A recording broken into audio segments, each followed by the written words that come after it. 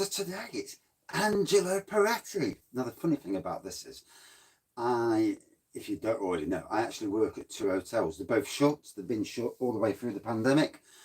And on the bar, it's Angelo Poretti. And it's like, I've got to review that. You know, like a kid in the sweet shop. You've got to review these beers.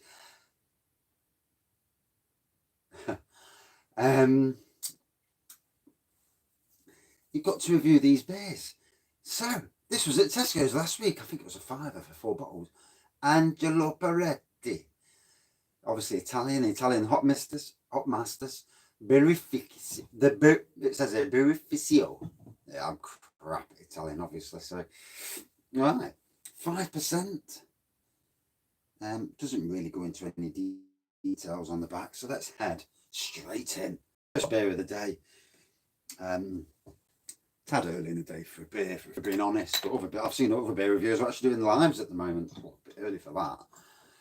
So just a quick beer before the live later. You never know. I might even crack another beer review today because I'm trying to get through the beer reviews, to be honest.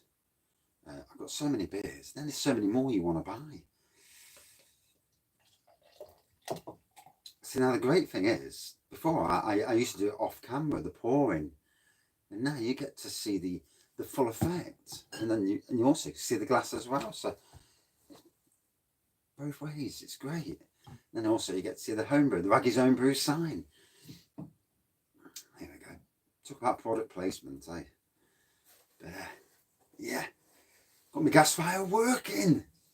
The gas, there's plenty of gas in the gas bottle. Something to do with the valve down there, so I'll give it a good blow. And yeah, it's working. I've got the fire on in here because I needed to warm the shed up. It's like 5 degrees now, so it's not very warm at all. So I thought, well, I'll use a bit of gas. I don't care. You know, I'm going to buy another gas bottle at some stage. Saved me 40 quid, so there's a bonus. So, golden pork, a bit of carbonation. It's not really the glass for lager, to be fair. Just over 1 centimetre fluffy white head. Typical lager aroma, you know. Most lagers are the same, you know, if we're being honest. But let's see what it tastes like.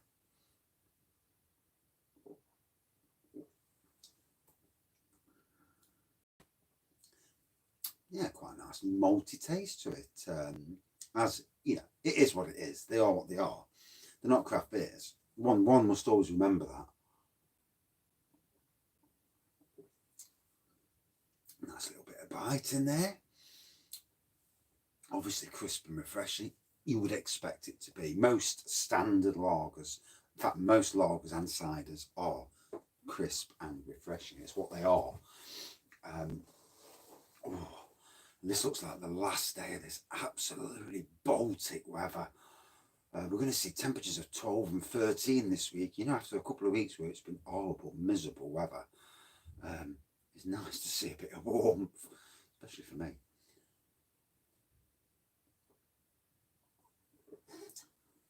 It gives me the chance at work to, you know, to get things moving along at a faster pace. And feeling warmer, it all helps. You know, there's nothing worse than feeling cold. You know, people who sleep outside at this time of the year, awful conditions, awful. You know, you can see why people die. Yeah, terrible.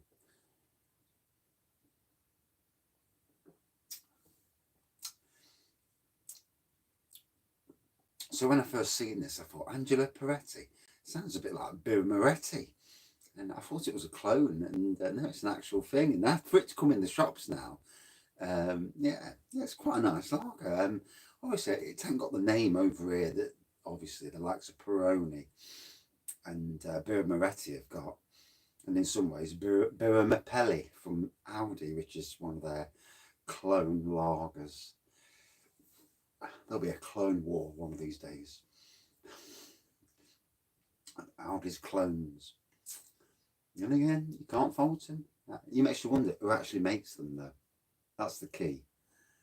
Because a lot of the time, clones there's no issue with the clones because the clones are probably made by the people who are cloning. And it's like an in-joke in the industry. It will come out one of these days, I'm sure.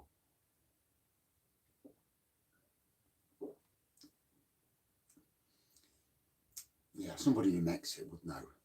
I would think so anyway. So yeah, quite nice, going down a treat. Much more smoother than the likes of Stella, I'll say that. This could be a contender in the year or so to come. Obviously, they put it on the shelves now. Let's see what people think of it. Italian lager, premium lager. You can see where it's aimed at, the market it's aimed at. Putting it smack alongside the Peronis and the Birra Morretti. And yeah, very interesting. And the fact that it's on sale at both my workplaces makes it quite an interesting lager.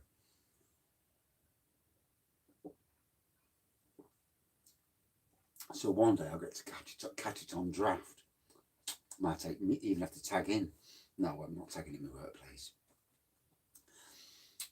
But yeah, very drinkable, very, very quaffable. If, like I say, if you like your Peronis and your Birra Morettis, you'll find this just in that box. This is their number 4, whatever that means. 4 hops rather. But yeah, not bad at all. Not a bad start to the day, the drinking day.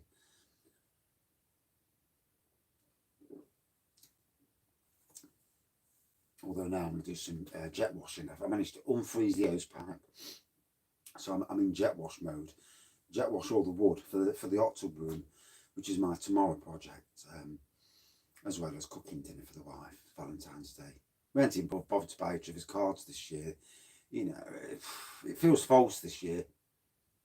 Put things on hold. Obviously, we never really do a lot for Valentine's Day. We do a lot for Mother's Day and my wife's birthday, which are about the same day this year, both in the middle of March. So we're going to have to come up with something for that. If we can, if we're allowed, you know.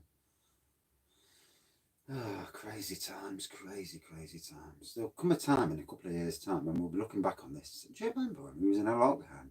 What situation that was?